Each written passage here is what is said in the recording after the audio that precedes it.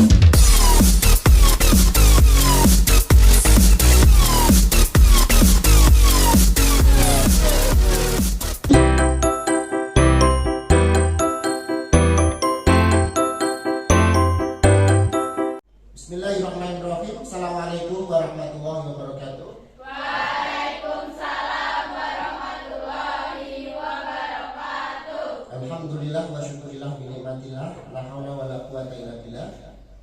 Gimana kabarnya anak-anak semuanya? Alhamdulillah. Alhamdulillah. Sehat semuanya ya? Oke, ya. Kita berdoa terlebih dahulu. Berdoakan Pak Andi pimpin. Raditu billahi rabba wa bil islami dina wa bi Muhammad. Pak Andi absen dulu untuk mengecek kehadiran kedisiplinan kalian. Saya mulai dari yang pertama, Amatasya Putri Liliana. Hadir masuk ya. Kemudian Anatirta Sari. Hadir ya. Oke, kemudian Aslama Fadila. Oke, kemudian Celsia Stefani Nur Aziz. Kemarin kita sudah berbicara banyak terkait birrul walidain atau berbakti kepada kedua orang tua dan bapak ibu guru kita. Coba Pak Andi cek terkait keingatan kalian terkait pembelajaran masa lampau kemarin. Kira-kira bagaimana cara kita untuk berbakti kepada kedua orang tua? Ada yang masih ingat? Silakan angkat tangan. Rela berkorban untuk orang tua. Ya, yang pertama rela berkorban untuk orang tua. Kemudian yang kedua, tolong yang lain dengarkan dulu. Sopan serta mendoakan kedua orang tua. Ya, sopan serta mendoakan kedua orang tua. Kemudian yang ketiga, Merendahkan diri, kasih sayang, berkata halus. ya merendahkan diri. Oke, ini sebagai catatan. Bagaimanapun sepintar apapun kita, kalau kepada kedua orang tua ataupun orang yang lebih tua daripada kita letakkan ilmu kita di belakang dulu sebelum menghadap orang tua. Terkait motivasi pembelajaran sebelum kita melangkah masuk menuju materi. Ini silahkan disimak anak-anak semuanya.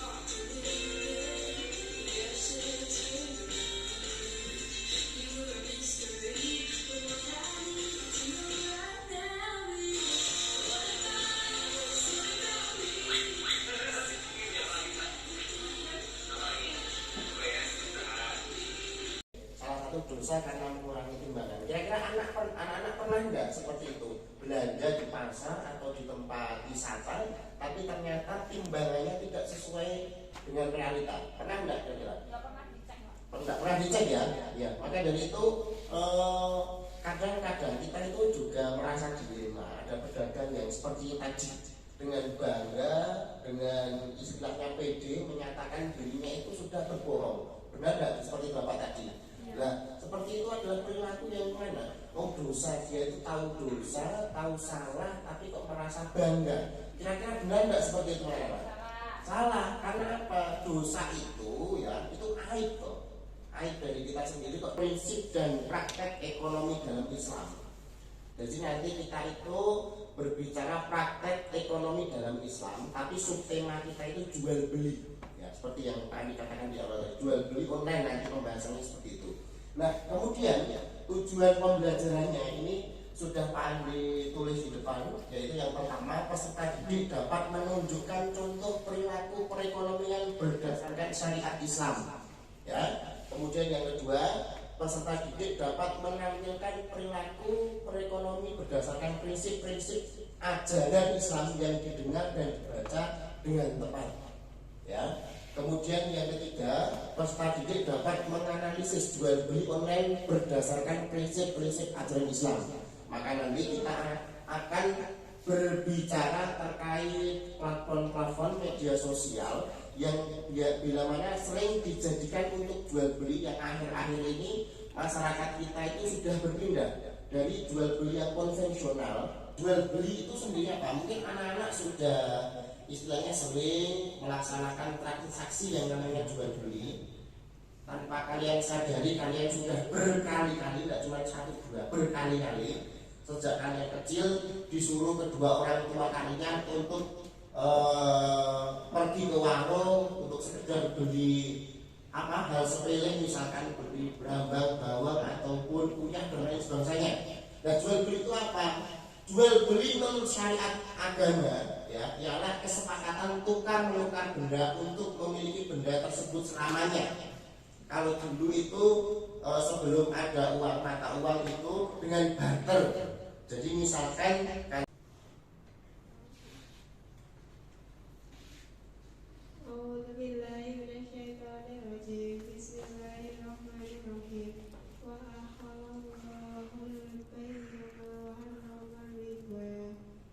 artinya sekalian?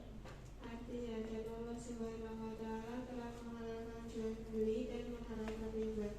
Surah Al-Baqarah ayat 270. Ya, terima kasih Kak. Di close dulu untuk masukan. Jadi semua itu kita kalau berbicara Islam itu semua itu ada syarat rukunnya. Ya, jual beli itu juga ibadah ya.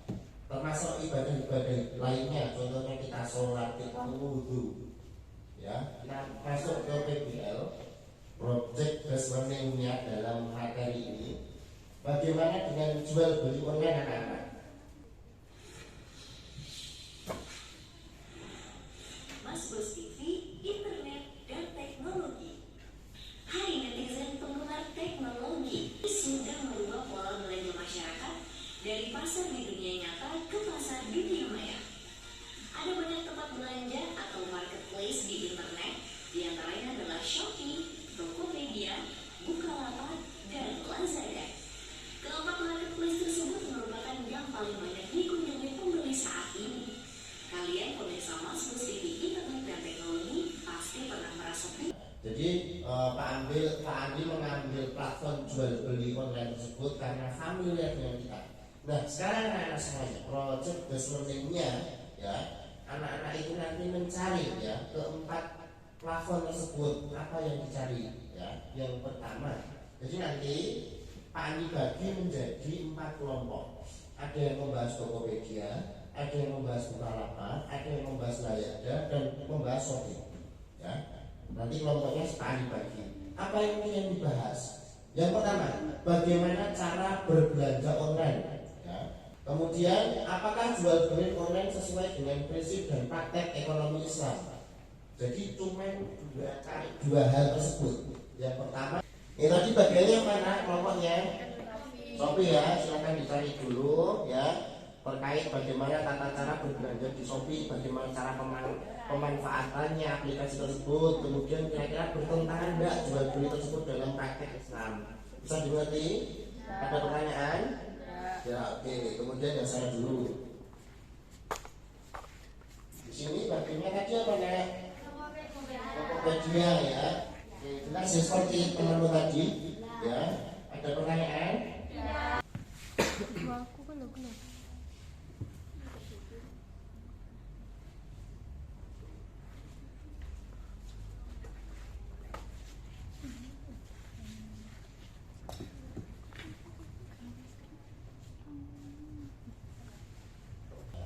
Coba, sudah selesai? Oke, siapa yang mewakili? Silakan berdiri. Cara belanja di Lazada COD. Buka aplikasi Lazada dan masuk menggunakan akun yang sudah dibuat. Cari produk yang praktik jual beli online di Lazada. Jika tidak ada yang dirugikan, maka hukum jual beli online menjadi sah. Ya, berarti Lazada sah tidak? Sah ya, oke. Beri plus dulu ya. Oke ya, jadi gimana Lazada? Jual beli online dengan COD sering disalahgunakan oleh oknum yang tidak bertanggung jawab. Bagaimana pendapat Anda? Hal itu termasuk dosa bagi pihak pembeli karena merugikan penjual. Itu yang apa ya? Memang jual beli online itu dilemanya kadang seperti itu, ada yang nakal, ada yang order tapi tiba-tiba membatalkan. Nah seperti itu hal yang tindakan yang tidak baik, yang tidak patut ditiru dan tidak patut kita amalkan. Bukalapak yang pertama yaitu login ke akun Bukalapak, pilih barang yang pembeli inginkan, lalu klik tombol tambah ke keranjang. 2. Cari barang lain yang pembeli inginkan, lalu klik tombol tambah. Apakah ketika jual beli online pembeli bisa melihat barang dagangan? Ya, kira-kira untuk jual beli online bisa enggak di itu? Bisa melalui foto yang ditampilkan oleh penjual di marketplace. Oh ya, berarti jelas ya nak ya. Semua di platform digital tersebut tidak ada yang ditutup-tutupi, semuanya jelas. Bahkan ada contoh reviewnya, ada berapa orang yang pernah melihat, menonton, bisa ditunjukkan foto, video dan selanjutnya. Jadi untuk kesimpulan hari ini yaitu kami jadi mengetahui tentang syariat-syariat jual beli online dan hukum-hukumnya itu sah atau tidak di syariat Islam, terus cara jual beli online juga menurut syariat Islam. Itu saja. Ya, terima kasih, beri aplaus dulu nih. Oke. Ya, tadi sudah kita membahas panjang lebar syarat dan rukun jual belinya seperti apa, kemudian kiar itu apa, dibagi menjadi berapa, kemudian tadi sudah kita PBL-nya membahas platform media jejaring sosial untuk jual beli dan hukumnya untuk agama kita halal dan tidaknya. Oke. Sekira-kira ada pertanyaan Anda untuk menutup materi ini? Ada pertanyaan Anda anak-anak sudah paham belum? Sudah ya. Oke. Untuk mengakhiri pembelajaran pada pagi hari ini kita tutup dengan doa kafaratul majlis. Subhanakallahumma wa bihamdika asyhadu an la ilaha illa anta astaghfiruka wa atubu ilaik. Assalamualaikum warahmatullahi wabarakatuh.